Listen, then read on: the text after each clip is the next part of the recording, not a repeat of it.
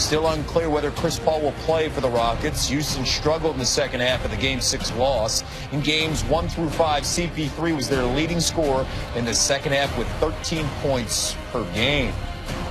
Michael? Well, Micheal Wilbon hanging out with us here on SportsCenter live from Houston. And, you know, Mike, Chris Paul, he had to watch from the bench as Golden State outscored his Rocket squad 93-47 over those final 3 quarters in a blowout loss in Game 6. And, we're just minutes away from hopefully finding out if he's going to be able to play tonight. But let's say, for the sake of argument, Mike, he can't go. How do the Rockets win tonight without him? They're going to need big performances at home, which is within reason, from all of their big guns. We saw them do this in Game 5. And they also did it, once in Oakland. I mean, obviously it starts with James Harden, who more than likely they need to get a really good game from, if not a great game. But also Trevor Ariza and P.J. Tucker and Eric Gordon.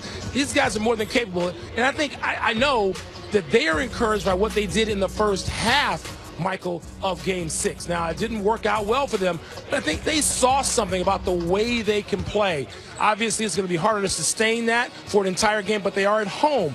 They're going to have an energy from this home crowd, presumably, that they wouldn't have in Oakland. So, but all those guys and more are going to have to play really well. I don't think it's beyond possibility, but it's going to be really difficult to play without Chris Paul in this kind of game when he's been through Game 5s, Game 6s, Game 7s, as some of the others haven't been through, and played better than James Harden as recently as Game 5 when he limped off this floor. So a cast is going to take an ensemble effort for the Houston Rockets tonight to make up for the absence, presuming he's really absent, of Chris Paul. All right, Mike, then, so with that said, who wins tonight and why? Well, listen.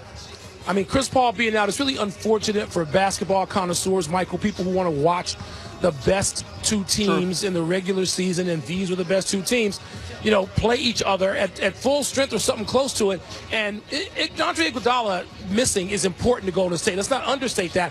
But you can't make the case that he's any more than the 5th most important Warrior, even though he does things sometimes that the others can't do. Chris Paul, I would make the case, is the best Rockets player. I know James Harden is going to be the MVP, and deservedly so. I'm not talking about awards now. I'm talking about what you do in the clutch, what it is your teammates come to depend on you to do, and how you lead. And Chris Paul is one of the best at that in the NBA.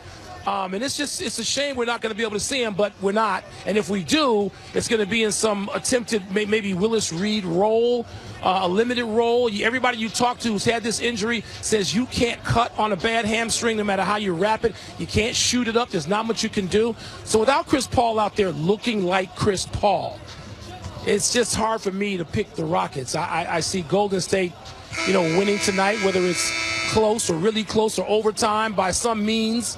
I just see the Warriors moving on and advancing to the finals again. The Rockets acquired Chris Paul for moments just like the one we're going to have tonight. And it's going to be a shame for him if he's not able to go and at least give it some quality effort out there tonight in a Game 7 against the defending champions. Micheal Wilbon live in Houston. Appreciate it, man. Thanks, Michael.